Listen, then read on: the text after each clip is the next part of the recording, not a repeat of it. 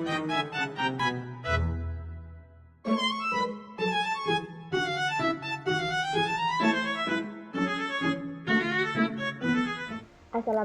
warahmatullahi wabarakatuh. Perkenalkan, saya Intan Ramadhani Hasbullah dengan NIM 240209500071, mahasiswa program studi Pendidikan Teknik Informatika dan Komputer kelas C. Pada video kali ini saya akan menjelaskan materi tentang manajemen memori dan penyimpanan. Pertama-tama saya akan mulai menjelaskan apa itu memori dan apa itu penyimpanan. Nah, memori itu adalah tempat penyimpanan sementara untuk menyimpan data secara cepat. Akan tetapi dia bersifat volatil di mana data akan hilang apabila arus listriknya mati. Peran dari memori itu sendiri adalah untuk mempercepat akses ke data sehingga dapat meningkatkan kinerja sistem saat menjalankan aplikasi. Sedangkan penyimpanan adalah tempat untuk menyimpan data secara permanen. Akan tetapi dia lebih lambat dibandingkan dari memori. Nah, peran dari penyimpanan ini adalah untuk menyimpan sistem operasi, aplikasi, serta file pengguna dan menjadi sumber data yang akan diambil dan diproses oleh CPU. Selanjutnya, saya akan menjelaskan hubungan antara CPU, RAM, dan juga media penyimpanan. Nah, ketiga komponen ini sangat berkaitan di mana CPU merupakan otak komputer yang bertugas untuk melakukan semua proses dan perhitungan. Nah, sedangkan RAM ini digunakan untuk menyimpan semua data dan instruksi yang dibutuhkan oleh CPU. Nah, untuk menyimpan semua data-data ini diperlukanlah sebuah media penyimpanan sebagai wadah atau tempat untuk menyimpan data-data tersebut secara permanen. Oleh karena itu, ketiga komponen ini menjadi bagian yang tidak terpisahkan. Kemudian ada jenis-jenis memori. Nah, jenis memori yang pertama itu ada RAM atau Random Access Memory. Nah, RAM ini merupakan memori utama yang bersifat volatil yang digunakan saat komputer sedang beroperasi. Kemudian yang kedua ada ROM atau Read Only Memory. Nah, sesuai dengan namanya, Read Only Memory berarti ini merupakan memori yang hanya dapat dibaca. Akan tetapi dia berbeda dengan RAM di mana dia bersifat permanen. Kemudian yang ketiga ada Cache Memory. Nah, Cache Memory ini merupakan memori kecil dan sangat cepat yang terletak di dekat CPU. Kemudian yang keempat ada register. Nah, register ini merupakan memori yang super cepat yang terletak di dalam CPU. Kemudian yang kelima ada virtual memory. Nah, virtual memory ini merupakan memori yang digunakan apabila penyimpanan data pada memori utama itu penuh sehingga harus dilakukan pemindahan dengan teknik paging ataupun segmentation.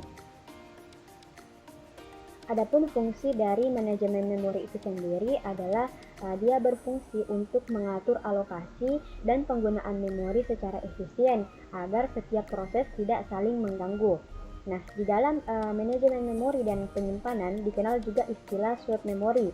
Nah, swap memory ini merupakan suatu proses pemindahan data dari RAM ke disk ketika memori utama atau RAM ini penuh. Nah, hal ini dapat meningkatkan multitasking tetapi dapat memperlambat kinerja sistem. Baik, selanjutnya saya akan menjelaskan jenis-jenis penyimpanan. Nah, sebelumnya tadi telah dijelaskan bahwa ada 5 jenis-jenis memori. Nah, begitupun juga dengan penyimpanan. Penyimpanan juga memiliki beberapa jenis, yaitu yang pertama ada penyimpanan primer.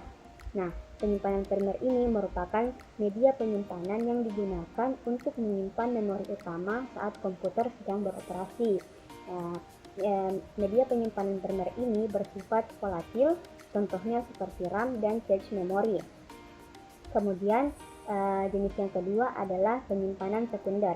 Nah, penyimpanan sekunder ini merupakan media penyimpanan yang digunakan untuk menyimpan data permanen, contohnya seperti HDD, SSD, CD atau DVD, dan USB. Kemudian jenis penyimpanan yang ketiga ada penyimpanan optik. Nah, penyimpanan ini merupakan media penyimpanan yang menggunakan laser untuk membaca dan menulis data pada piringan optik, contohnya seperti CD dan DVD.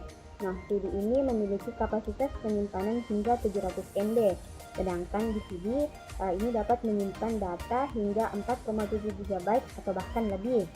Nah, kelebihan dari penyimpanan optik ini, dia itu lebih murah dan dapat dijadikan media distribusi. Akan tetapi, karena dia lebih rentan rusak dan memiliki kapasitas yang lebih kecil dibandingkan media penyimpanan lainnya, maka penggunaannya pun mulai ditinggalkan. Kemudian yang keempat adalah flash storage. Nah, ini merupakan media penyimpanan portable yang umumnya berukuran kecil, ringan, dan tahan terhadap guncangan, sehingga mudah untuk dibawa kemana-mana. Hal inilah yang membuatnya lebih mudah untuk transfer data antar perangkat secara cepat. Nah, contohnya itu seperti USB dan kartu memori.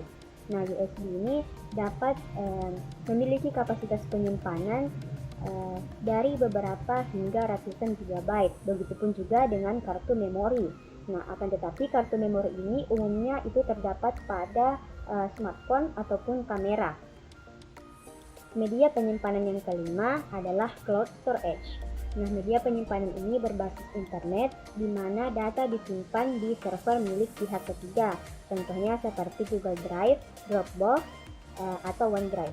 Nah, media penyimpanan ini bergantung pada koneksi internet. Yang berarti apabila koneksi internet itu terhubung, maka data dapat diakses dari mana saja. Begitupun sebaliknya. Nah, hal inilah yang memungkinkan kolaborasi, backup otomatis, dan akses lintas perangkat. Tetapi masalah-masalah seperti masalah privasi itu menjadi perhatian karena data yang disimpan itu pada pihak ketiga, bukannya pada perangkat pribadi. Nah, baik, setelah tadi saya menjelaskan jenis-jenis memori dan jenis-jenis penyimpanan, selanjutnya saya akan menjelaskan tingkatan-tingkatan pada memori. Nah, mulai dari urutan yang teratas hingga urutan yang terbawah. Nah, pada tingkatan pertama ini ada register. Nah, register ini merupakan memori yang paling cepat, tetapi dia memiliki kapasitas yang sangat kecil. Kemudian di bawah register ini ada cache. Nah, cache ini juga masih sangat cukup cepat, tetapi sama dengan register, dia memiliki kapasitas yang cukup kecil.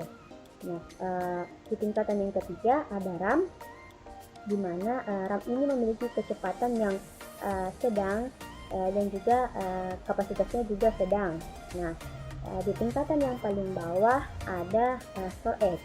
Nah, storage ini dia paling lambat, tetapi memiliki kapasitas yang paling besar dibandingkan memori-memori yang lainnya. Jadi, semakin tinggi kecepatan akses suatu memori, maka biayanya pun akan semakin mahal. Nah, contohnya saja seperti register atau cache. Kedua memori ini memiliki harga per bit yang cukup tinggi karena performanya dalam mengakses data secara cepat. Nah, sebaliknya, semakin lambat kecepatan satu memori, maka biayanya pun akan jauh lebih murah. Nah, yang menyebabkan suatu memori ini bekerja lebih lambat ataupun cepat itu karena besar kapasitasnya. Misalnya saja seperti storage. Nah, storage ini memiliki kapasitas yang sangat besar dalam hal penyimpanan data, sehingga hal inilah yang menyebabkan dia bekerja lebih lambat. Nah, berbeda dengan register ataupun cache, karena kedua memori ini memiliki kapasitas yang cukup kecil, maka kedua memori ini dapat bekerja secara cepat. Yang terakhir, saya akan menjelaskan mengenai tantangan yang biasanya terjadi dalam manajemen memori dan penyimpanan. Nah, tantangan yang pertama itu berkaitan dengan kapasitas memori dan penyimpanan, di mana RAM atau storage-nya yang penuh. Nah, solusinya itu adalah dengan melakukan kompresi data atau menggunakan cloud storage, serta melakukan upgrade pada hardware. Kemudian tantangan yang kedua adalah dalam hal akses data. Hal ini berkenaan dengan kecepatan akses suatu data, di mana prosesor bekerja lebih cepat tetapi hard disknya bekerja lebih lambat. Nah, solusi untuk mengatasi hal ini adalah dengan menggunakan SSD atau cache memory serta melakukan optimasi pada sistem.